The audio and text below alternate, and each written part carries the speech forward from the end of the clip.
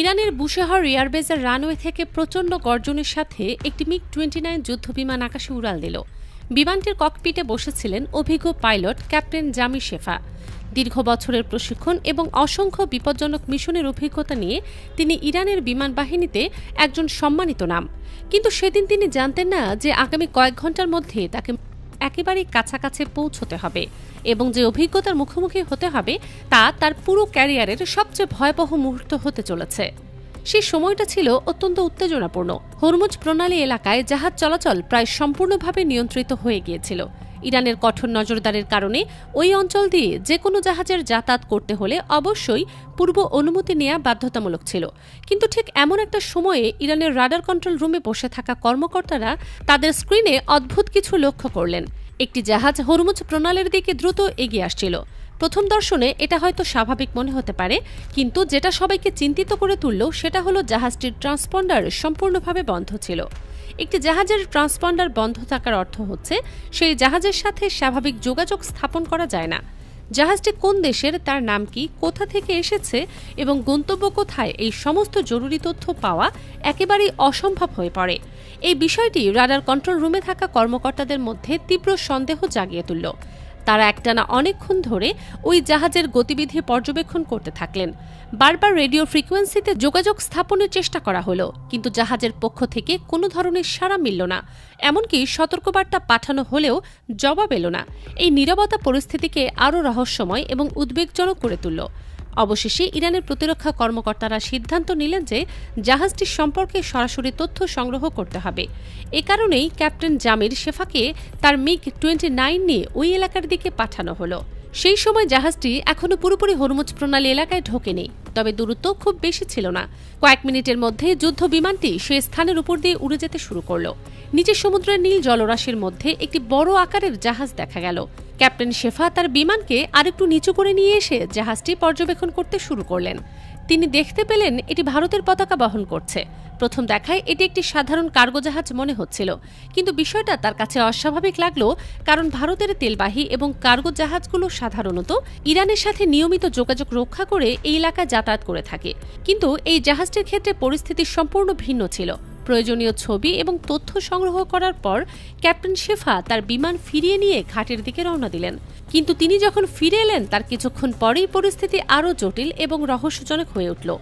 Radar control রুমের কর্মকর্তারা হঠাৎ করেই তাদের স্ক্রিনে নতুন একটি সংকেত দেখতে পেলেন। একটি F-35 যুদ্ধ বিমান এই একই এলাকার উপর দিয়ে টহল দিচ্ছে। বিমানটি কয়েক মিনিট ধরে পুরো এলাকার উপর চক্কর কাটল, কিন্তু তারপর হঠাৎ করেই সেখান থেকে উধাও হয়ে গেল।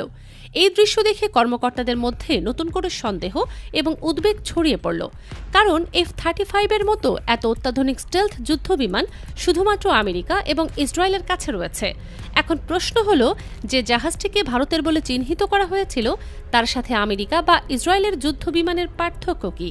এই প্রশ্নের উত্তর কেউ খুঁজে পাচ্ছিল না। আর কিছুক্ষণ পর পরিস্থিতি আরও ভয়ানক মোড় নিল।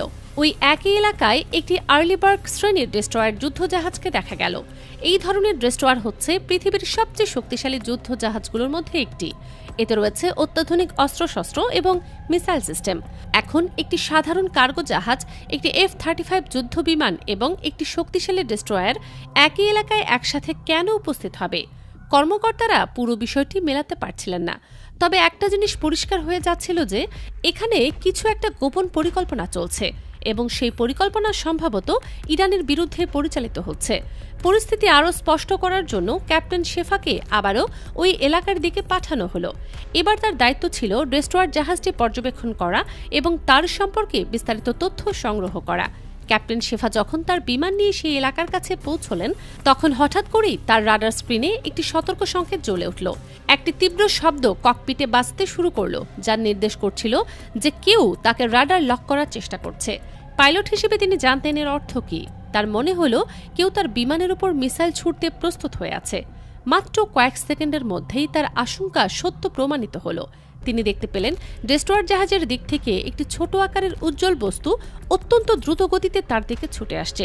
এটি ছিল একটি সারফেস টু এয়ার মিসাইল। সেই মুহূর্তে ক্যাপ্টেন শেফার মনে হাজারটা চিন্তা এলো, কিন্তু সময় ছিল মাত্র কয়েক সেকেন্ড। তিনি সাথে সাথে তার বিমানটিকে তীব্র গতিতে ঘুরিয়ে নিতে শুরু করলেন। কিন্তু তিনি জানতেন যে এই ধরনের ডেস্ট্রয়ার থেকে ছোড়া মিসাইলের গতি প্রায় ৩৬০০ কিলোমিটার প্রতি ঘন্টা। অন্যদিকে মিগ-29 এর সর্বোচ্চ গতি প্রায় ২৪০০ কিলোমিটার প্রতি ঘন্টা। এর মানে শুধুমাত্র গতির উপর নির্ভর করে মিসাইল থেকে বাঁচা অসম্ভব। তবে ক্যাপ্টেন শেফা ছিলেন অত্যন্ত অভিজ্ঞ পাইলট। তিনি জানতেন কিভাবে এই ধরনের পরিস্থিতি সামলাতে হয়।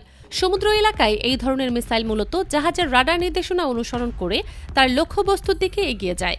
তার মানে যদি রাডার থেকে লুকানো যায় তাহলে মিসাইল তার লক্ষ্য হারিয়ে ফেলবে। তিনি একটি অত্যন্ত ঝুঁকিপূর্ণ সিদ্ধান্ত নিলেন।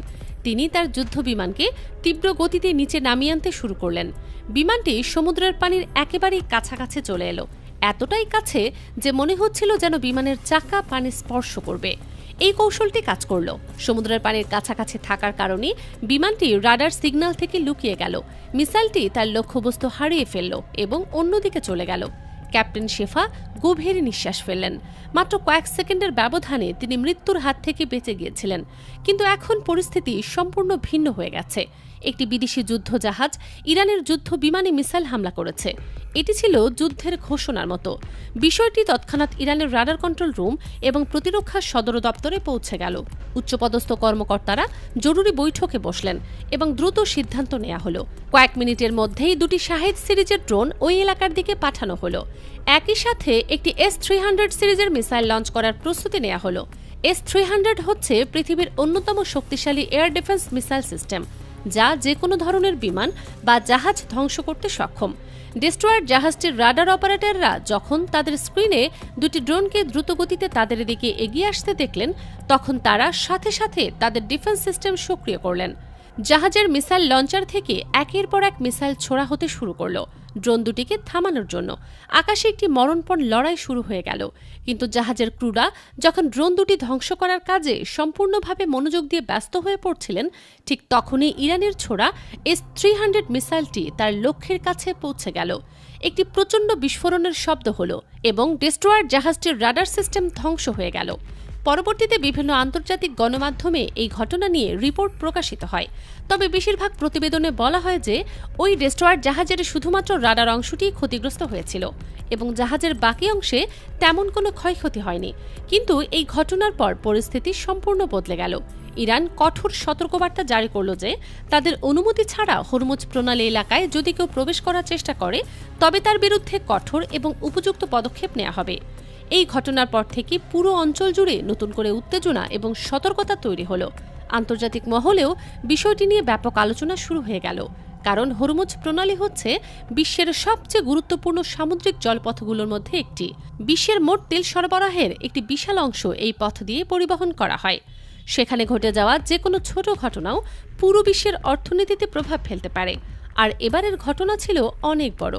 একটি যুদ্ধ বিমানে মিসাইল হামলা এবং পাল্টা হামলায় একটি ডেস্ট্রয়ার ক্ষতিগ্রস্ত হওয়া কোনো সাধারণ বিষয় নয়।